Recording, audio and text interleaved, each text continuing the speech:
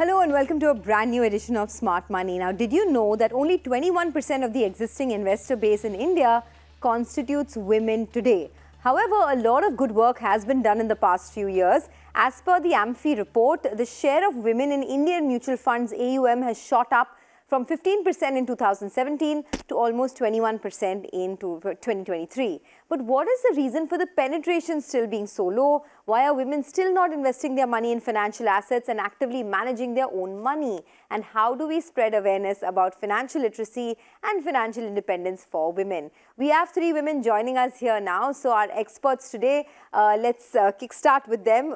In the studio here with me, I have Ridhi who is the founder of LXME. And joining us on Zoom, we have Hena Mehta, who's the founder of Basis, and Priya Sunder, who's the co-founder and director at Peak Alpha Investments. Ladies, thank you so much for joining me on the show. This is an important topic and a topic that needs a lot of awareness. So Ridhi, let me start with you. At LXME, you guys try to, increase financial literacy for women, but we all know that a lot of work needs to be done, right? Yes, absolutely. So we did a survey with Access My India a while back, and 93% of women did not access any online platform for financial literacy. That's a scary number. 98% of women were not planning for their retirement.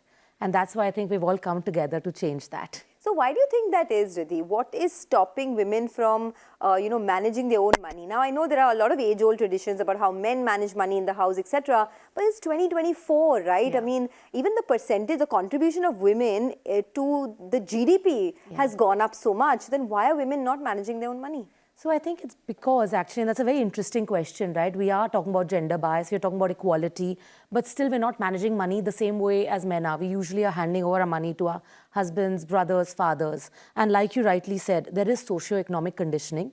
We've been told husbands manage it better or fathers manage it better. There's also fear, right? Women are great savers and budgeters. But because we've heard someone put their money in the capital markets and lost it, we've stopped investing in the capital markets. 85% of women invest in non-inflation beating instruments. So women are great savers and budgeters, but they'll either put their money in physical gold or in FDs, savings account, chit funds, and post office, right? So there's one, I think, fear. Two, I think lack of support. Women feel scared or are judged. Our community, we have a community of only women. And they come and they talk about such amazing things on the community, but that's because there are no men there. They're scared to ask money questions on common platforms. And the third is basically literacy, right? Women suffer from time poverty. They're taking care of their homes, their families, their kids. And for women, it's about everyone else besides themselves. So they don't have the time to go in and research what they should be learning, how to compress that into a manageable time frame. So it's a multitude of factors that unfortunately has made the change not as fast as it should be. And I'm glad that some of you are doing great work in increasing financial literacy for women. Hena, I want to get you in on this. At Basis, what is the data that you guys have put together? What is the percentage of women investors today versus, say, 10 years ago? Have we made any kind of progress in financial literacy and awareness for women as a cohort? So, yes, and I sort of agree with everything Ridhi just said, right? There are just some fundamental issues that are preventing women from investing. However, we are seeing a positive change, right? Sonia, you started off with some of the AMFI stats. I actually don't have the data over the last 10 years, but just in the last 3 to 4 years, since 2019, the number of women investing in mutual funds has increased between 58 to 60%, right? So we are making progress within the Basis community as well. And we do our pulse checks and surveys. About 50 to 55% of women started investing after joining the Basis platform because they finally got the knowledge they needed, trust gaps were filled, they got the confidence, etc. Right? So we do have a lot of work to do. However, we are seeing data that is promising, that's telling us that we're headed in the right direction and more women are participating, to Ridhi's point, in inflation-beating assets and growing their wealth for the long term. Okay, well, Priya Sunder is also joining in. She's the co-founder and director at Peak Alpha Investments. And Priya does a lot of work in educating and empowering women to take that financial decision. Priya, although we have made some progress, I agree, we must also remember that out of the 21% women that are registered with folios, many of these folios are still managed by the men in the house, right? Although the name of the demat account is still a woman. So we need to change that mindset, bring more women into this investment umbrella. How do you think we can fill the gap? See, I mean, I think you and Hena and Ridhi have all shared some statistics. But what's also heartening is that almost 50% of the investors, the women investors, fall in this age group of about 25 to 44 years. And that's very heartening to see, because you see that more women are coming into the workforce and they are starting to invest money here. So this is, the previous generation has all of this baggage, the legacy of men managing money. But we see with the younger generation, there's a lot more newer folios getting created. But I think we can't ignore the fact that there's definitely a gender pay gap here. And for every 100 rupees that a man earns, a woman earns 72 for the same job. And that will probably leave a lot more money in the hands of men than women. Women will end up with retire with nearly only 2/3 of the money that the men will retire with. So I think the larger issues that we have to address here is not just women investing, it's about how much are they investing. If you have a pay gap, that gender pay gap gets exacerbated because women always have non-linear careers. And by that, I mean they have kids, so they take career breaks, and they take career breaks either for caregiving or raising their children. And when they try to get back into the workforce, they don't go back with the same income that they had when they left. So they compromise because they get flexibility, lesser pay, and that sort of pushes them even further back. So investment size is then therefore smaller, and therefore all of their wealth creation objectives are again pushed out. The only way to sort of circumvent this is either they get more aggressive with their investing because the amounts are smaller, or they push out retirement, both of which are not desirable because women inherently are sort of risk averse. So there's a plethora of problems out here, and I do believe that this gender pay gap and the breaks and career breaks that women take are fundamentally responsible for keeping them sort of at a place where they're simply not able to compete with the assets that their spouses or partners create. That's a very important point you made, especially about career gaps, right? I remember what Indra Nui said. She said the biological clock and the career clock always coincide. And then when you have to be sort of caregiving the most is when you're sort of, climbing the corporate ladder as well. So it's really unfortunate, and a lot of work needs to be done from corporate's end as well to facilitate this process. But Ridhi, Priya made a very important point, not just about career gaps, but about gender pay gaps, right? Yeah. So when a woman retires, she's left with much less than a man, and hence it becomes even more important for her to do financial planning. So for that woman watching us today, what should women do today to manage their money better? Okay, and I want to add one more point to that. Women live longer than men. So along with those 2 points, it's actually very important for a woman to plan for her retirement and be in charge, right? So what we say at LXME, and I think even Basis, and actually all of us say the same thing, is start small, right? Of course, the ideal amount you should save from your earnings is 20%. But the ballpark figure. But you can start even with 100 rupees. Straight from out of college, you start a SIP. And you have enough platforms now personalizing that for you, right? Like you come onto LXME, you put down your goals. It could be retirement or child education planning, and it'll tell you how much you need to save and invest in a lump sum or a SIP. And in your SIP, like I said, there are portfolios that start with rupees 100. So 1 is start with a SIP, 2 is start small, 3, of course, please balance, have asset allocation where you're kind of dividing your savings into debt, equity, gold, basically fast growth and safety nets, right? And again, there's platforms like us giving you literacy, helping you do that in a really simple way right now. So that's a couple of things you can begin with. Okay, Hena, you want to come in on this? Because, there are, of course, we talk about a cohort which involves working women who have a little more knowledge, a little more savvy these days, but there's a large population of housewives that have money that they get for expenses, but they don't know how to invest that, right? For their kids, etc. What would your advice be to them? Sure. So actually, we don't see a big difference between working women or homemakers, etc. Right? I think the challenges women face are fairly similar. I would echo what Ridhi said. I think the key is to start small. But before that, what we see is large confidence gaps, right? I don't know enough, so I'm not going to venture into, let's say, equities or equity mutual funds, like things that we know grow the most in the long term, right? For long-term wealth building, they are sort of better asset classes. So one is educate yourself, and this is not a one-time exercise, right? This is a continuous thing. Like chalk out as little as, and I know, Ridhi, you talked about being time poor or time poverty, but if it's possible, chalk out as little as 30 minutes a month just to stay on top of this, right? Like, of course, you need to understand the fundamentals, how does inflation work? What is the inflation rate in India today? What is compounding? What are the different asset classes you can put your money into? Diversification, right? There's a lot there, but this is a continuous exercise, right?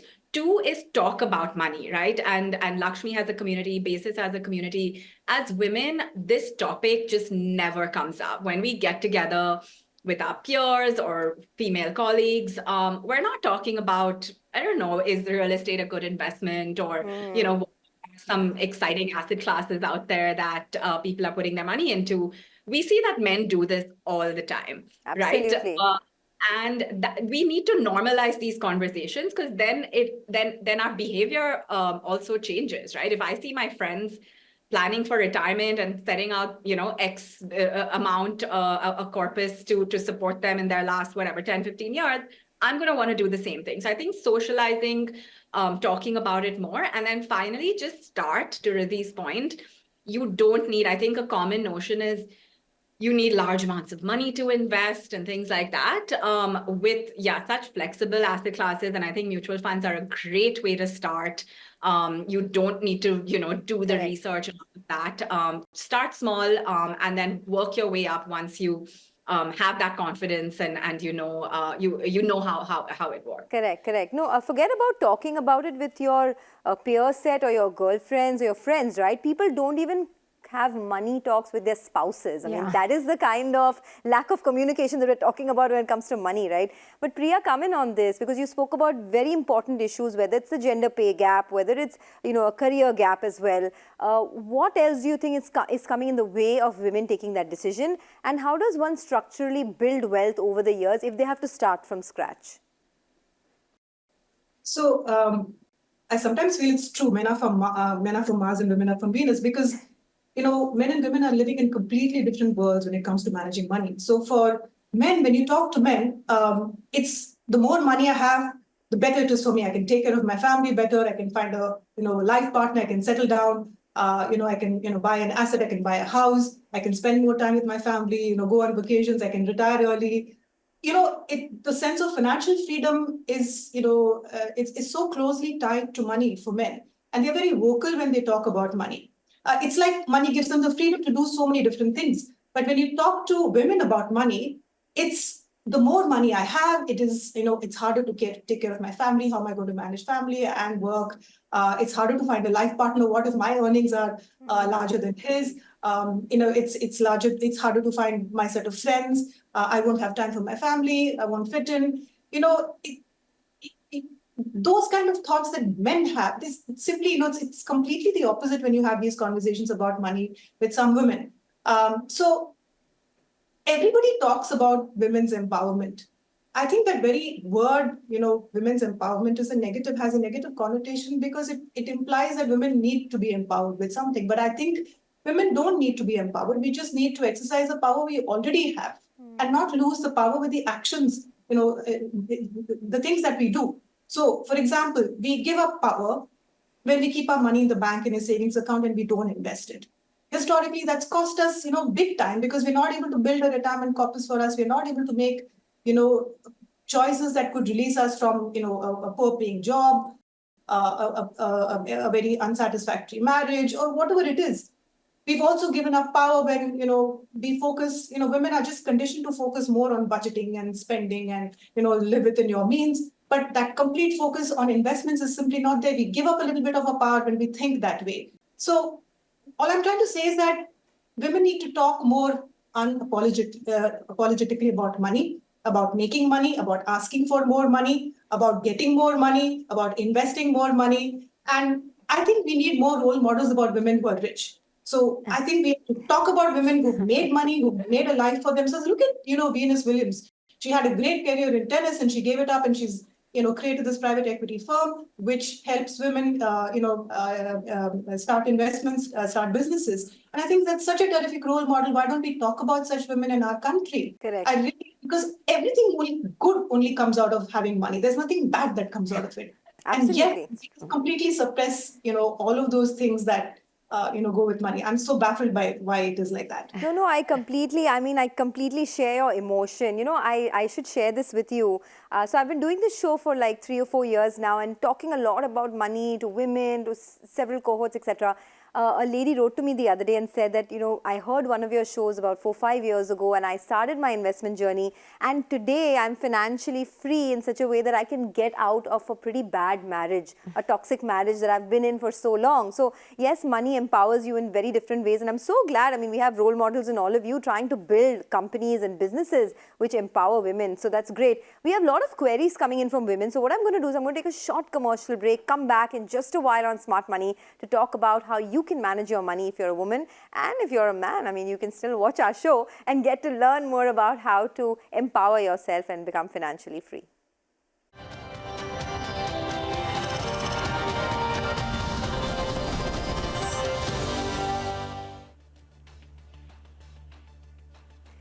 Hello and welcome back to Smart Money. We're talking about women and money. If you're a woman and you're feeling intimidated about how to start your money journey, we have you covered. In fact, we're having a lot of viewer queries that are coming in right now. So let's take them one by one. First up, Sukriti Tandon has written to us. She has an insurance related question. She wants to know how important is a term insurance from a woman's perspective, or for a woman rather. Ridhi, you want to take this? Sure.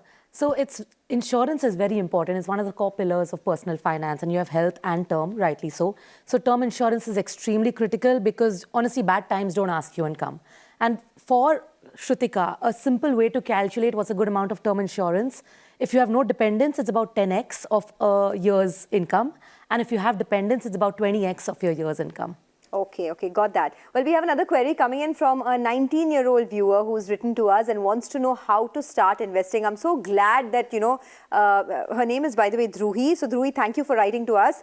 Priya, I want you to take this. I'm so glad that she at least has that awareness that she needs to start, because I wish someone had taught me at the age of 19 that, you should start early, you'll benefit from the power of compounding. But your thoughts? It's great that you're starting to invest. I love it when people start to invest in from their first paycheck onwards. The great thing that you have so young is that you have time on your side. So because you have time on your side, it doesn't matter how much you invest. Even the smallest investments can go to some exponential amount by the time you're 45, 50. So what I would want you to focus on is really start to put away a little bit. It could be as little as 1,000 rupees, 2,000 rupees. It doesn't really matter. What I would ideally like you to do is to, save 1% of your disposable income. But if you can't do that, anything is good. And the best way in which you can manage investments, in fact, the best way in which you manage even expenses, investments, everything is to automate it. So you earn a certain amount of money. Let's say it's 100. You automate all your expenses, your routine expenses, your electricity bill, your rent, everything. Let it all go out within the first 7 days of the month, including your SIPs. And what is remaining is your discretionary spending, which you can spend without guilt. So if you automate all of these things, you will make sure that your expenses are covered well, and your investments also are given as much importance as your expenses. And you're not deciding, how much am I going to invest after spending? So that everything needs to go out in the first 7 days of the month. And whatever you have remaining in the bank is what you have for yourself. Spend without guilt, but automate everything. And SIPs in mutual funds are a terrific way to get you started. You're young, so invest in equity. Create your emergency fund, which takes care of, jobs are uncertain today. So as long as you've had your 6 months of emergency fund created, do that first and then invest in equity. Okay, great. That's some great advice. So automate your SIPs, and as they say, pay yourself first, right? So invest in yourself, which means invest in your own assets and your own investments, and then pay out others, which is perhaps your rent, your school fees or whatever. Our next query is from Neelima Mandal. She wants to know what is the best tax return investment that a salary employee can make. I mean, I guess she means tax saving investments that a salaried employee can make. Hena, you want to take that one? Sure. So, very good question. And I think for most people, your investing journey starts with tax saving, right? Which is very, very encouraging. There are many options out there, right? If you're it really depends on how you want to structure this. Typically, tax saving comes with lock-in, right? So that's something you do need to understand. So your PF, for instance, if you're doing PPF, please understand that it is a 15-year horizon that you're looking at. The shortest lock-in period is ELSS, which is an equity-linked saving scheme. It's a type of mutual fund. And as the name suggests, it invests in equities. But it also depends on your risk appetite. I think ELSS is a great way, shorter lock-in, although it's actually better to lock in for a longer amount of time. But if you don't want to do that, and then you also get exposure to the equity markets that way as well. Of course, other than investments, there are other things that can help you save tax. For instance, health insurance. So I would suggest talking to an advisor, a CA, etc., see what's best for you. But these are some of the options out there. Okay, well, we have another question coming in from Bharvi Dason. She wants to know the best mutual funds to invest in. She's planning to start with 10,000 rupees per month. You want to give her any advice? Yes, sure. So again, great questions, and I'm very happy to see women coming in with these questions. The one thing we do say is don't go with tips. Okay. Please start SIPs. So actually, you should have an expert tell you which SIPs to invest in, which mutual funds to invest in. And you have platforms like ours and like LXME, where we've got experts, mutual fund curation experts who've curated mutual fund baskets based on your time horizon, based on your amount, based on your goals.